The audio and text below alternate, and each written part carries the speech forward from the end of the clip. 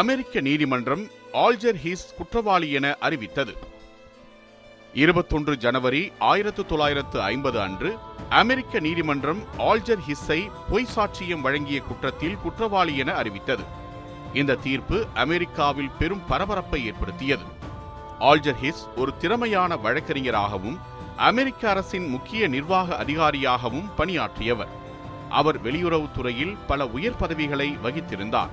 2ஆம் உலகப் போருக்கு பிறகு தொடங்கிய குளிர்போர் காலத்தில் அமெரிக்காவில் கம்யூனிசம் குறித்த அச்சம் அதிகரித்திருந்தது. அந்த சூழலில்தான் ஹிஸ் மீது சந்தேகங்கள் எழுந்தன. முன்னாள் கம்யூனிஸ்ட் உறுப்பினரான விடேகர் சேம்பர்ஸ் ஹிஸ் சோவியத் உளவாளி என குற்றம் சாட்டினார். இந்த குற்றச்சாட்டு அரசியல் வட்டாரங்களில் அதிர்ச்சியை ஏற்படுத்தியது. ஆல்ஜர் ஹிஸ் இந்த குற்றச்சாட்டுகளை முற்றிலும் மறுத்தார். அவர் நீதிமன்றத்திலும் விசாரணை குழுக்களிலும் சத்தியம் செய்து தன்னை நிரபராதி என கூறினார்.